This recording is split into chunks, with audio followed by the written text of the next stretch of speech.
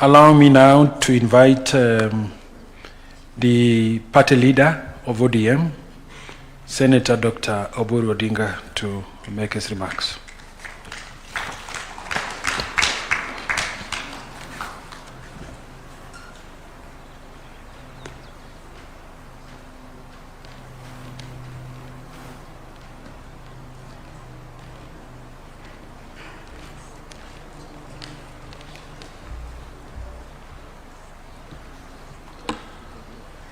Your Excellency, the President of the Republic of Kenya, William Samoei Ruto, the Deputy President, Honorable Kithure Kindiki, and all protocols observed.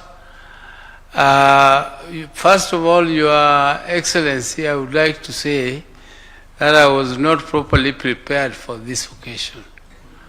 This is because I don't know why I was not properly invited to the occasion, but I don't want to complain. I think it is because my brother is not there. If he was there, I'm very sure he would have been the first to be invited to this occasion, because he held the human rights very dearly to his heart, and he fought for it. He fought for it. The most half of his life was dedicated to fighting for human rights and liberation of our country.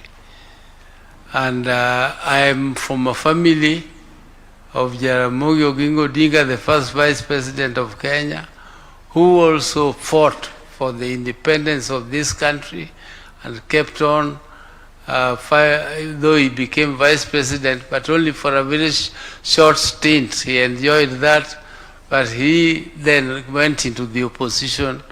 I came from abroad and found him already deeply in the opposition. And from that time, that was in the early 70s. From 1970. Lived the life of demonstration. Junet says he started in 2002. We started from 1970. So the struggle has been long. It has taken very many years for Kenyans to change constitution. And now we have a new constitution, which is a very, very progressive constitution. It is the most progressive constitution, I think, in the Eastern and Western Africa. And this constitution gives provision, specific provision for human rights. And I'm very, very happy that the President, His Excellency, the President and my brother were working very closely on the issues of human rights.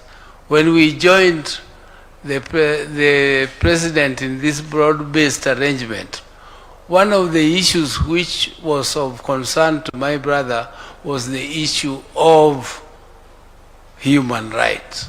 In our 10-point agenda, human rights takes precedence over all the other issues which we put forward.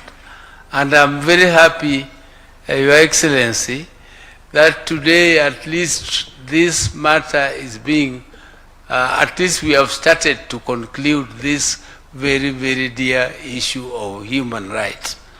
And by calling it compensation, but it is not compensation. You cannot compensate a human life. Human life cannot be compensated, but what we are compensating, what we are doing is saying sorry to the families who lost their loved ones by giving them a token so that they can feel recognized that at least they contributed to the progress we are enjoying today. And therefore, Your Excellency, the process which is being concluded today, I'm very sure you are fully aware that this was initiated by you and my late brother, and I was there. When this process was initiated, it was Professor Mutua to carry it out. You know, us politicians, sometimes we like shortcuts, but the court told us, no, it is not Professor Mutua to implement it. You go slow, it is the Human Rights Commission which should implement it, and the guidance of the court was taken, and the courts and the human rights are doing a good job. They have started to do what is actually symbolic in this process, and we appreciate them very much. I did not listen to their report fully, so I cannot comment on what they said, but Your Excellency, I appreciate the process itself, and I hope very soon they will start to touch the soul of those who are to be compensated, those who are to not compensated, those who are to be recognized and given some token. And I'm sure this is not the end, this is the beginning. And we hope that our country will never, going forward, will not have human rights violations at all. But let us establish this law, which we say is absent. Personally, I thought something had been done in Parliament to establish this law or to operationalize the Human Rights Act, but I mean provision in the Constitution.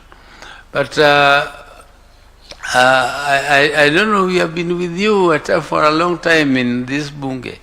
But somewhere in the corner of my thoughts, I thought that such a law had been created, and I remember that you had to give some notice to police 5 days before.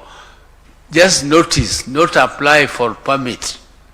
You give them notice and they provide you with the security, and you state exactly from where you want to demonstrate up to where, from what time to what time, so that security can be provided for you to do demonstrations. I thought there was something like that, but if it is not there, then let us expeditiously establish one, so that we can have a law which guides demonstrations, so that Kenyans can demonstrate peacefully without being disturbed, and being protected by their own police, because they are the ones who pay the police.